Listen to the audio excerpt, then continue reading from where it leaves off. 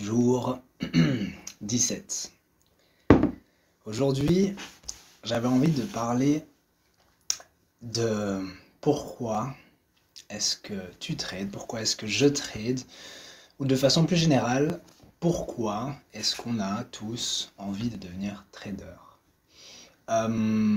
C'est une question qui est très importante à se poser selon moi, surtout dans les périodes difficiles, les périodes où on rencontre des difficultés, des obstacles sur les marchés financiers, qu'on n'arrive pas à atteindre les résultats qu'on aimerait avoir, et qu'on se met à remettre en question tout un tas de choses. Est-ce que c'est vraiment fait pour nous? Est-ce que le trading ça marche? Etc.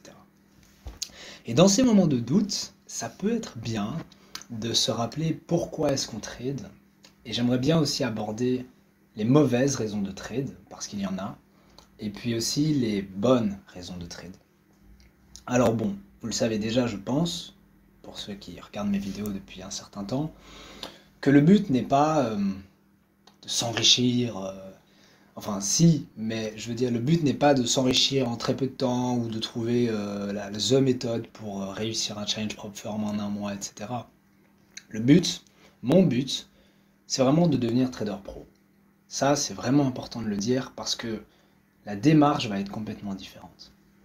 Après, la raison pour laquelle j'ai envie de devenir trader pro, elle est très, entre guillemets, profonde, pas dans le sens où c'est un truc waouh, mais dans le sens où ça nécessiterait une vidéo très longue pour expliquer vraiment toutes mes motivations dans la vie en général, et puis du coup, qu'est-ce qui m'a amené à vouloir faire du trading.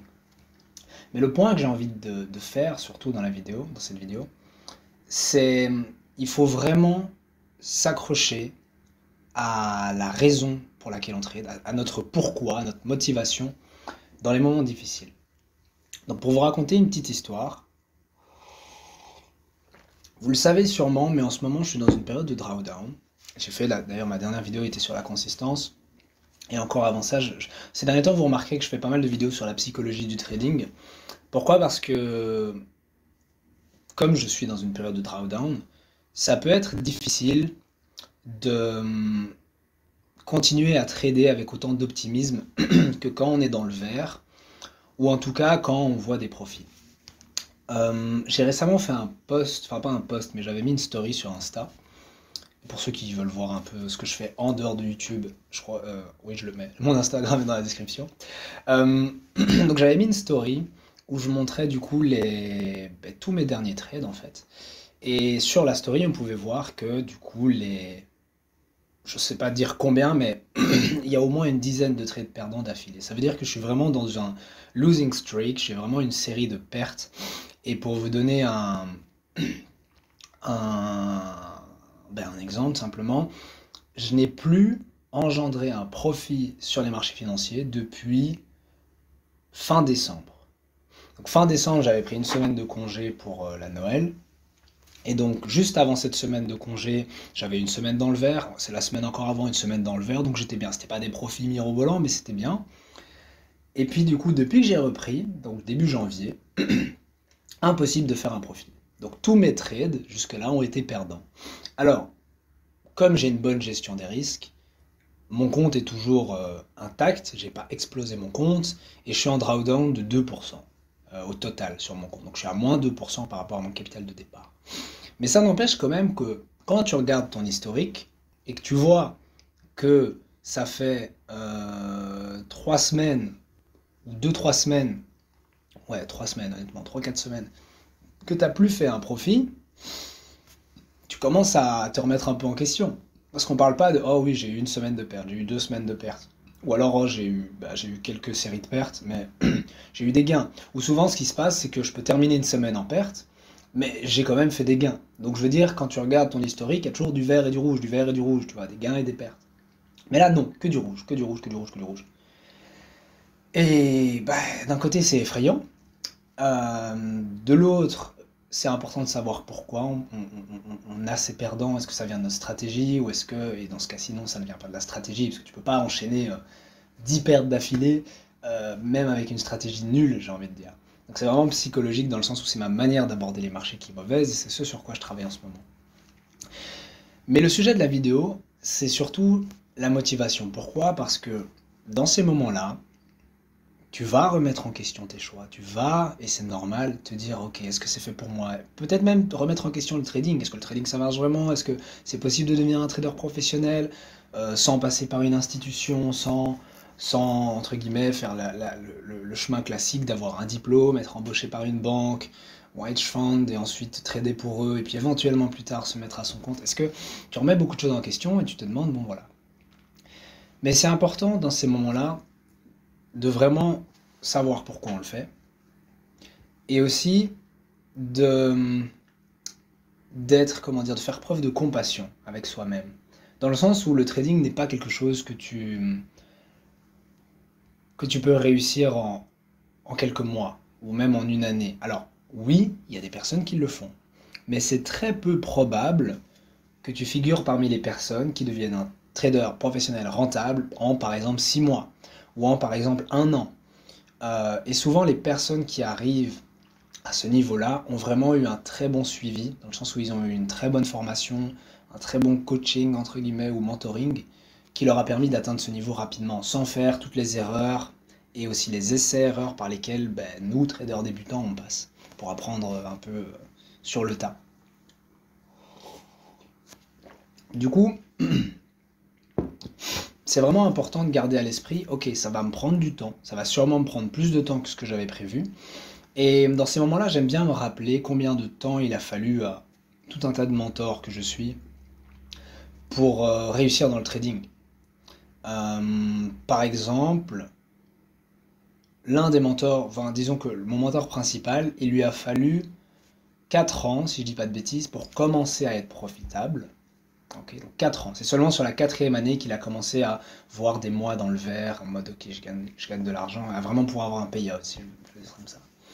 Et c'est seulement à partir de la cinquième année qu'il a vraiment pu commencer à en vivre et donc à arrêter son boulot qu'il avait sur le côté. Alors bien évidemment, il y a des gens qui vont dire oui, mais il y a des gens qui l'ont fait en un an, en 2 ans, en 6 mois, il y a des gens qui l'ont fait en 10 ans. J'ai aussi des exemples de personnes, il leur a fallu 10 ans pour tout mettre ensemble et réussir à être rentable et à pouvoir vivre du trading. Mais ce qu'il faut en retenir, c'est que déjà chacun a son propre chemin, que certaines personnes vont mettre un an, certaines 3, 5, etc. Et puis aussi, quand on est réaliste, il faut pour la plupart des gens autant de temps pour être rentable au trading. Je veux dire vraiment rentable. Pas juste, oh j'ai un track record de 3 mois. Non, non, vraiment par exemple sur un an et demi, 2 ans, être rentable de façon consistante, avoir quasi tous ces mois dans le vert. Bon, c'est peut-être pas possible, mais je veux dire en tout cas avoir une courbe de croissance positive qui monte. Pour être réaliste, il faut à peu près autant de temps pour arriver à ce niveau-là qu'on va mettre de temps à l'université. Et donc à l'université, tu vas peut-être prendre 3 ans si tu fais un bachelier, ou 5 ans si tu fais un master, pour maîtriser une discipline, une compétence. Donc il faut aborder le trading de la même manière, dans le sens il faut compter bien 3 à 5 années pour se dire ok, je réussis dans le trading et je peux en vivre. Pour ma part, ça fait, donc là je vais sur ma quatrième année, ce qui veut dire que j'ai abordé les marchés financiers et tout ce monde-là il y a 3 ans. Et par contre, j'ai commencé seulement à trader en démo pour voir un peu comment je me débrouillais il y a un an et demi. Et j'ai commencé à trader sérieusement, donc en gros du matin au soir, du lundi au vendredi, il y a 6 mois, donc depuis juin. Donc après, quand je regarde ça comme ça, je me dis, bon, faut pas être trop dur avec soi-même, parce que quelque part, ça fait que 6 mois que je trade sérieusement. Ça fait un an et demi que je participe au marché, mais ça fait que 6 mois que je trade. Pourquoi je dis un an et demi, un an et demi que je participe au marché?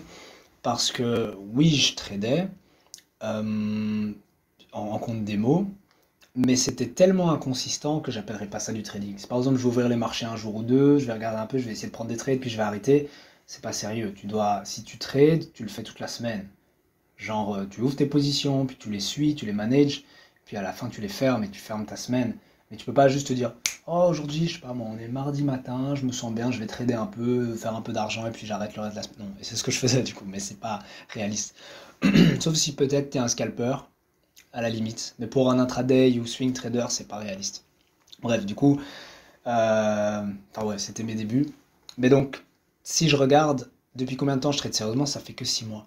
Donc je dois aussi apprendre à être indulgent avec moi-même et j'invite toutes les personnes qui du coup sont dans ce parcours-là, d'apprendre, etc., de ne pas être trop frustrées quand elles voient les résultats et de se dire les gars, Quand vous voyez quelqu'un qui fait des profits en ligne, par exemple, parce que souvent, le problème ne vient pas de soi. C'est pas quand on se compare à soi-même qu'on commence à se dire oh, je suis trop lent, etc. C'est souvent quand on regarde ce que les autres font, et j'en parle d'ailleurs dans la vidéo sur la consistance, c'est cette comparaison qui va nous enlever toute notre joie. Pardon, j'ai quelque chose dans la gorge. Donc, euh, c'est quand on va se comparer aux autres qu'on va commencer à remettre en doute notre parcours, etc. Et se dire, ah, mais lui va plus vite, et lui a déjà réussi son challenge. Et alors que chacun son rythme. Peut-être que toi, il te faudra 3 ans, 4 ans, 5 ans. Peut-être que lui, il lui en faudra que 2. Mais va à ton rythme. Et c'est là où je reviens du coup sur le sujet de la vidéo, qui est le pourquoi. Le but, c'est pas de réussir le plus rapidement. Bien évidemment, c'est l'idéal. Bien évidemment, on a tous envie de réussir notre challenge, pour ceux qui sont en challenge propre firm, on a tous envie de gagner de l'argent grâce au trading, mais c'est pas une course. C'est ça le truc, c'est pas une course, c'est pas un sprint, c'est vraiment un jeu sur la longueur. On n'est pas là pour être dans le trading pendant juste quelques années, non, c'est un jeu à long terme. Et donc, sachant ça, on a envie de bien se préparer, de prendre le temps qu'il faut pour apprendre le trading, pour apprendre les marchés financiers, pour gérer notre psychologie et opérer correctement sur les marchés. Et peu importe le temps que ça prendra. Et dans tout ça, pourquoi c'est important de se rappeler sa motivation? Parce qu'il y aura des hauts et il y aura aussi des bas. Et dans les moments où, dans les bas, ça peut être très difficile de continuer à voir le positif ou la lumière au bout du tunnel. Parce que quand tu es dans un losing streak, et pour ceux qui n'ont jamais expérimenté de losing streak, honnêtement j'en ai déjà eu pas mal, et du coup je pense pouvoir expliquer ce que ça fait, enfin ce qu'on ressent. Quand tu es dans une série de pertes, c'est très difficile de, comme je l'ai dit, voir la lumière au bout du tunnel, dans le sens où tu as l'impression que tu ne vas faire que perdre sur les marchés, que tu ne vas plus jamais réussir à engendrer un gagnant. Et le pire, c'est que c'est souvent quand tu t'y attends le moins que tu finis par réussir à avoir un trade gagnant. C'est quand tu commences à perdre espoir et à te dire, punaise, ça marche pas, est-ce que je dois revoir ma stratégie, est-ce que je dois prendre une pause pendant une semaine et respirer en dehors des marchés et puis revenir, etc. C'est quand tu commences à remettre tout ça en question, souvent que tu finis par avoir un gagnant et même pas nécessairement le big trade que tu préparais depuis des jours, mais juste un petit trade, tu dis oh on va voir si ça passe, et du coup ça te permet d'avoir un petit up dans ta courbe de croissance et ça te remotive. Mais pour les 6 mois de track record que j'ai, je sais que tu peux pas éternellement perdre. À chaque fois viendra, même par hasard, tu peux avoir un trade gagnant. Genre, enfin ça peut arriver. Et tu finiras par avoir ce trade gagnant qui va quelque part te remotiver, aussi te dire ah en fait c'est possible. Mais tout ce que je veux dire c'est que il faut vraiment se rattacher à sa motivation et au pourquoi on le fait. C'est ce que j'ai juste expliqué tantôt. C'est vraiment le but les gars, c'est pas ok, je viens de découvrir le trading, je me donne 6 mois pour réussir, si j'y arrive pas, tant pis, j'abandonne, j'essaie autre chose. Non, c'est un jeu à long terme, le but c'est d'être là à long terme, et donc il faut prendre le temps d'apprendre. Tout comme si tu veux apprendre n'importe quelle discipline à l'université, tu vas donner 3 ans, 4 ans, 5 ans pour ça, donne 3 ans, 4 ans, 5 ans pour faire tes preuves. Si après 5 ans, t'as toujours aucun résultat, mais je dis vraiment aucun, pas oh oui je galère et parfois je suis rentable, parfois pas, non, non, vraiment aucun résultat, tu fais que exploser des comptes, bah, ça veut pas dire que le trading marche pas, mais peut-être que soit c'est pas fait pour toi, soit plutôt juste tu n'apprends pas de tes erreurs. Tu apprends rien, tu répètes les mêmes choses encore et encore sur des années. C'est typique des personnes qui sont très têtues et très butées. Bref, j'avais dit que j'aborderais les mauvaises raisons pour lesquelles on peut être dans le trading. Et bon, il y a 10 000 raisons pour lesquelles on peut trade, mais selon moi, des mauvaises raisons, c'est par exemple si on trade pour se prouver quelque chose à soi-même. Alors ça veut pas dire que on n'y arrivera pas, mais le problème, c'est qu'on va aborder les marchés avec une mentalité de je veux battre les marchés, je veux montrer que je suis meilleur que tout le monde, alors qu'il faut être modeste et il faut se rendre compte que les autres participants du marché, ceux qui font vraiment bouger le prix, donc ceux qui ont la liquidité, etc., c'est... Tu peux pas les battre. Ils ont les moyens financiers et psychologiques, ils sont meilleurs que nous. Mais ça ne veut pas pour autant dire qu'on ne peut pas jouer avec eux, pas dans la même cour, mais avec eux. En vrai, à vrai dire, on joue pas au même jeu que les grandes banques, mais on peut quand même profiter de l'action des prix et des mouvements sur les marchés. Mais disons simplement qu'il faut redescendre sur terre et se rendre compte que, voilà, avec nos moyens, on joue pas dans la même cour. Et parfois, c'est nécessaire de comment dire, il faut que je trouve les bons mots. Juste ne pas mettre son ego dans les marchés. Je crois que si je dois le dire de la manière la plus simple possible, c'est ça, ne pas mettre son ego dans les marchés. Et si tu abordes les marchés pour cette raison, pour te prouver quelque chose à toi-même, pour prouver quelque chose aux autres, tu vas faire beaucoup d'erreurs. Et je vais donner quelques exemples très concrets. Il y a des personnes qui vont sur les marchés financiers et qui perdent, et qui ont cette manie de quand ils perdent, le montrer à leurs proches. Oh, j'ai perdu, j'ai perdu, j'ai perdu. Ces personnes-là, c'est un profil typique de personnes qui veulent un peu attirer l'attention sur leur malheur. C'est typiquement les personnes qui vont très souvent se plaindre des problèmes dans leur vie sans vraiment mettre en place des choses pour les résoudre. Le problème de ces personnes-là, du coup, vis-à-vis du trading, c'est qu'elles vont être sur le marché pour perdre. Inconsciemment, elles vont chercher à perdre parce que ça va leur donner des raisons de se plaindre et de justifier leur malheur. C'est une mauvaise raison. Autre exemple, c'est les personnes qui vont sur les marchés pour gagner. Le problème alors, c'est qu'au lieu d'être sur les marchés pour vraiment apprendre et trader correctement, elles vont juste être sur les marchés pour avoir des gagnants. Alors, elles peuvent y arriver. Le problème, c'est qu'elles ne vont montrer que leurs gagnants et elles vont s'attacher énormément à l'image qu'elles renvoient aux autres, leur image publique. C'est par exemple typiquement les gens qui, dès qu'ils ont des gains, vont les partager, que ce soit sur les réseaux sociaux, que ce soit à leurs amis, etc. Mais ils vont cacher toutes leurs pertes. Le problème en faisant ça, c'est qu'ils vont s'attacher à une image qu'ils doivent renvoyer aux gens et ça va les empêcher de corriger leurs erreurs parce qu'au lieu de trader sur base, enfin, au lieu d'apprendre de leurs erreurs, ils vont les cacher, les enfuir, comme si elles n'avaient jamais existé, au lieu de les regarder en face, de les assumer et de dire ok les gars, ça c'est mes gains, ça c'est mes pertes, peut-être que je break even, peut-être même que je suis en drawdown, mais c'est pas grave parce que j'apprends. Ça c'est la meilleure façon d'aborder le marché, c'est vraiment d'associer aucune émotion, que ce soit aux gains ou aux pertes.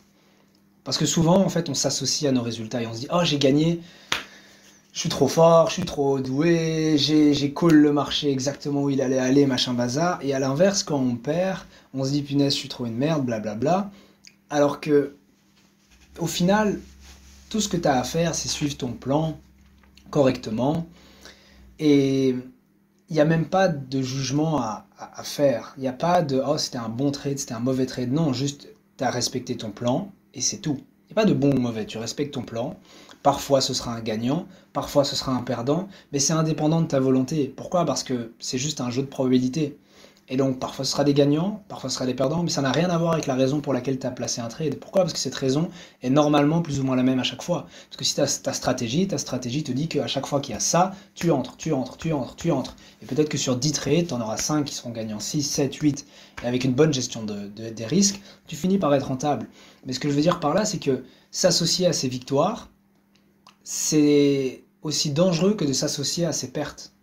Parce qu'alors, quand tu seras dans des phases de victoire, tu vas être euphorique, tu vas être en mode je suis trop fort, etc. Ça va te pousser peut-être à prendre plus de risques et à faire des erreurs.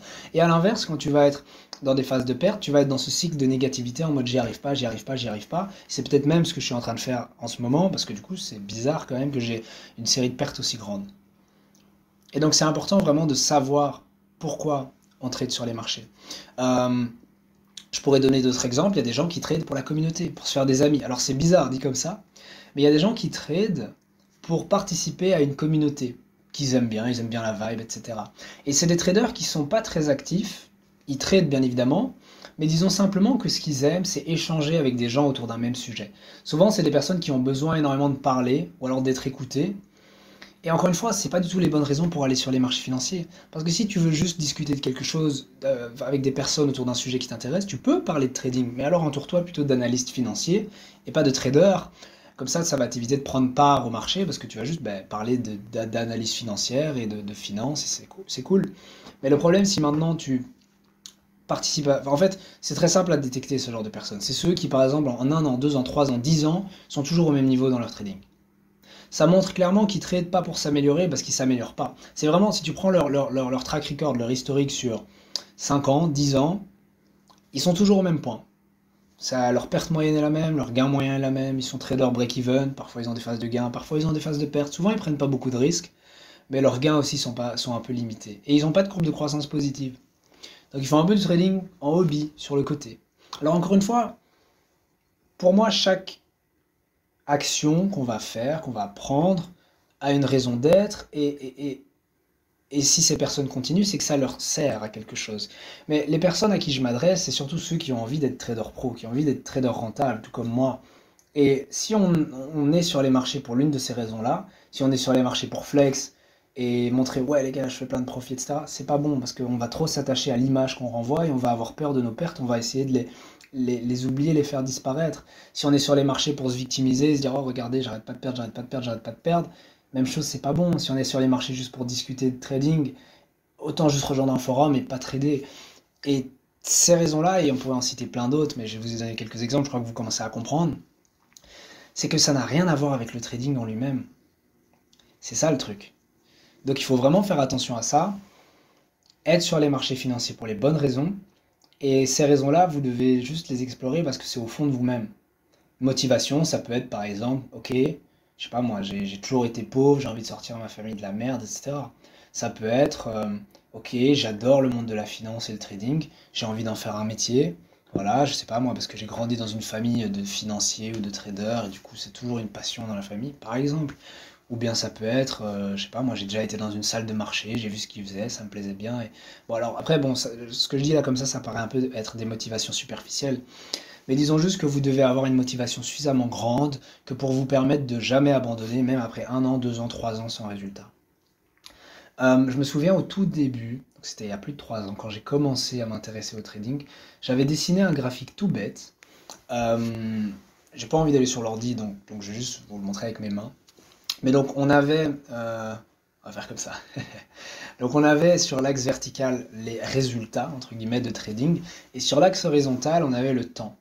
Et alors j'avais dessiné trois courbes, on va juste en prendre deux, mais donc il y avait une courbe qui montait comme ça, très rapidement, et puis qui stagnait, et une autre courbe qui était quasi plate, donc exponentielle du coup, parce qu'à la fin elle montait drastiquement. Et cette courbe, du coup, la seconde que je viens de vous décrire et qui fait ceci, je disais que c'était donc la courbe de trading, et la courbe qui faisait ceci, j'expliquais que c'était la courbe de la plupart des personnes. Parce que la plupart des personnes, du coup, vont suivre une filière classique, aller peut-être à l'université, avoir un métier. Et une fois qu'elles sont diplômées et qu'elles trouvent un boulot, elles vont gagner beaucoup, dans le sens où elles gagnaient zéro en tant qu'étudiant, et puis d'un coup, elles gagnent peut-être 2000, 3000 euros, plus même, d'un coup. Mais après, leur salaire augmente très peu au fil de leur carrière. Sauf s'ils sont très carriéristes et qu'ils montent les échelons. Mais pour la plupart des gens, ils vont rester plus ou moins au même poste toute leur vie et avoir quelques augmentations de salaire de 100 euros par-ci, 100 euros par-là. Pour le trader, et c'est ça la plus grande frustration avec laquelle il faut apprendre à vivre, c'est que pendant des années, tout comme un étudiant, en fait, tu vas toucher que dalle. Que dalle, que dalle, que dalle, parce que tu apprends. Mais à partir du moment où tu as ce déclic et que tu as capté le trading ou comment ça marche pour toi, et donc, enfin bref, à partir du moment où tu arrives à être rentable sur 1 mois, 2 mois, 3 mois, à ce moment-là, ta courbe de croissance va être exponentielle. Pourquoi? Parce que ce sera plus qu'une question de capital. Parce que si maintenant, ok, dans le trading, voilà, au début, tu fais des pertes. Tu fais des pertes, tu sais pas comment trader, tu fais n'importe quoi, c'est vraiment les premiers mois. Ensuite, tu commences un peu à apprendre les marchés, ça va un peu mieux, tu arrives à garder un compte à l'horizontale. Tu fais des gains, tu fais des pertes, tu fais des gains, tu fais des pertes.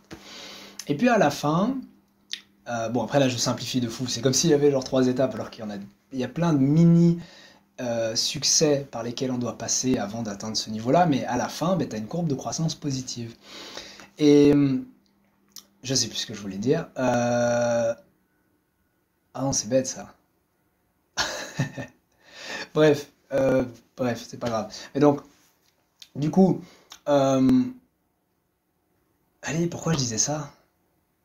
Ah, c'est dingue, j'ai un blanc. Je suis désolé, le pire c'est que je fais même pas de cut dans les vidéos, du coup je peux pas cut, genre pour repasser. Bref, oublions ce que je viens de dire. Mais du coup, ce que je veux dire par là, c'est que cette grande période de frustration où du coup, ben, t'as juste aucun résultat, et seulement après tu montes de façon exponentielle, il faut pouvoir la supporter, parce que ça peut durer des années. Pendant des années, tu vas pas voir les résultats de ton travail. C'est pour ça que je dis qu'il faut pas s'associer aux résultats qu'on a en trading, que ce soit un gagnant ou un perdant. Parce que sinon, tu vas très vite être frustré dès que tu perds et être euphorique dès que tu gagnes. Bref. Euh, ouais. Punaise, c'est fou, ces derniers temps, je réalise plein de choses. Enfin bref. Je voulais terminer par un dernier point par rapport à cette courbe de croissance, c'est qu'à partir du moment où tu es rentable, Bon, ça va petit à petit. Par exemple, imaginons, oh, au début tu fais pas de profit et puis tu arrives à faire 100 $ sur la semaine, cool. Puis un jour tu arrives à faire 1000, bon, je saute des étapes, mais 1000 $ sur le mois, incroyable. Puis après le deuxième mois tu fais 500, 700, 1500, waouh, trop bien. Et puis petit à petit tu montes. Alors oui, t'as peut-être pas encore de quoi en vivre, mais petit à petit tu commences, t'as déjà de l'argent, voilà, grâce au trading, donc c'est déjà une bonne chose. Vient un moment où bah, tu atteins des sommes suffisantes que pour vivre, 2000, 3000, 4000, 5000 $ par mois, cool. Mais je réfléchis vraiment à ce que je veux vraiment bien le formuler pour conclure. Euh,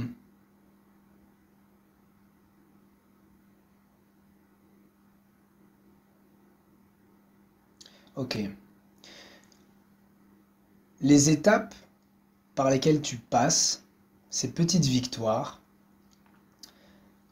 sont toutes les mêmes, même si le montant en dollars est différent. Ok, c'était pas français. Bon, je vais le dire plus simplement. Comme quand tu gagnes 1000 sur le mois, que tu gagnes 500 sur le mois, que tu gagnes 2000, 2500, etc. sur le mois, au final, souvent, c'est pas parce que tu as fait plus de profit en pourcentage, mais simplement parce que ton capital est plus gros. Donc si on parle pas en termes monétaires, mais en termes de pourcentage, imaginons que tu fais 5% par mois.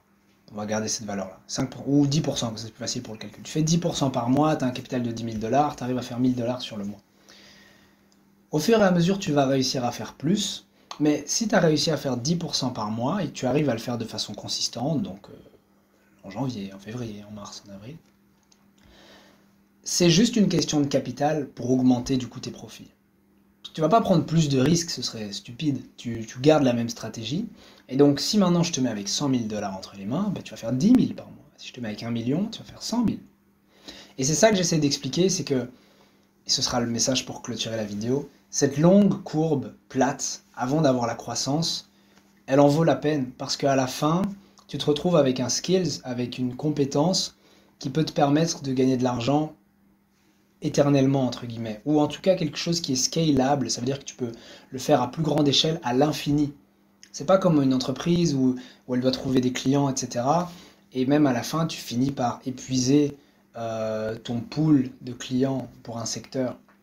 Non, parce que, bon, oui, tu dépends de la liquidité du marché, mais globalement, il n'y a pas de limite à la quantité d'argent que tu peux faire. Ça dépend de ton capital. Alors oui, je sais, il y a après des problèmes de liquidité, etc. si on gère vraiment des grands fonds, mais en tout cas à notre échelle, on n'est pas là à faire des millions, ok?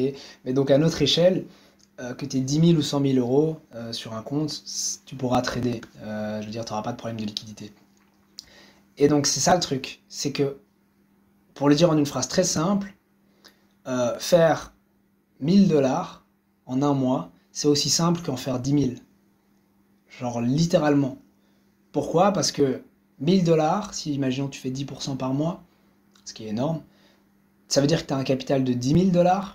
Si ton capital monte à 100 000 $, donc si tu as réussi un challenge prop firm, bah, tu peux faire 10 000 $ par mois. Bon, après, ok, ils prennent des commissions et tout, mais vous avez compris l'idée. Et donc c'est ça que je veux dire, c'est ça en vaut la peine. Et il faut continuer à s'accrocher. Parce que la pire chose que tu puisses faire, je pense, c'est juste d'arrêter. Parce que ça veut dire que tout ce que tu as fait jusqu'ici, tout ce que tu as appris, toutes les longues heures où tu t'es cassé la tête à étudier, aussi les heures où tu as tradé, toutes les déceptions, les frustrations, les défaites, les échecs, bref, les perdants que tu as encaissés, et puis aussi toutes les victoires que tu as eues, tout ça n'aura servi à rien. Parce que tu abandonnes. Et donc c'est ça qu'il faut garder à l'esprit, c'est que c'est un jeu à long terme. C'est un marathon, c'est pas un sprint, ok? Il faut se donner le temps, ça prendra du temps. De toute façon, on est là pour un an. Enfin, en tout cas, moi, sur cette chaîne, je suis là pour un an. Alors, je continuerai sûrement à faire des vidéos après un an, mais ce que je veux dire, c'est cette aventure, entre guillemets, elle va durer un an. Et c'est important, et je me souviens, un abonné m'a envoyé un message en me disant, parce que je montrais mes drawdowns, et il me disait, t'en fais pas, il te reste genre plus de 300 jours. Et c'est vrai que je suis là en mode, ah mince, machin, ça se passe mal, etc. pour moi en ce moment, mais il reste plus de 300 jours. Si on regarde les choses comme ça, étudiant à trader pro, mon objectif d'ici un an, ben, j'ai encore un an. 330 jours et plus. Donc voilà, take it easy comme on dit. Chaque chose en son temps. Et puis bah, j'espère que les choses vont bien se passer pour moi comme pour vous. J'espère sincèrement qu'on va réussir à avancer ensemble. Je crois que l'une des plus belles choses, ce serait que entre le moment où vous découvrez cette chaîne, et donc bah, sur ces vidéos aussi, et dans un an, on est tous step up, mais de fou. Genre, on était tous novices, débutants nuls en trading, et on se retrouve tous à la fin. Et d'ailleurs, pour ça, je vais bientôt faire un Discord, je l'annoncerai dans une vidéo dès que ce sera sorti. Mais j'imagine donc sur ce Discord, par exemple, que dans un an, là où au début on était tous là à galérer, à s'envoyer des messages en mode pour apprendre le trading, que dans un an on soit là à envoyer des screenshots de challenge qu'on arrive à passer, de payout qu'on a eu, et simplement qu'on puisse genre, peut-être pas vivre du trading, enfin quoi que c'est le but, mais en tout cas que beaucoup plus de personnes aient vraiment avancé et aient pris le trading sérieusement. Si je peux motiver des gens en fait à s'impliquer vraiment dans leur parcours, ce serait vraiment génial. Bref, bon, cette vidéo était très brouillon, je suis désolé. Mais voilà, j'espère que le message est bien passé. Comme d'habitude, hein, c'est un message que je vous transmets à vous, mais c'est aussi les réflexions que je me fais à moi-même. Et en fait, tout ce message, ça s'adresse aussi à moi, ou en tout cas me concerne aussi. Et sur ce, bien, je vous souhaite une bonne fin de journée. Et puis on se voit demain dans la prochaine vidéo. Voilà.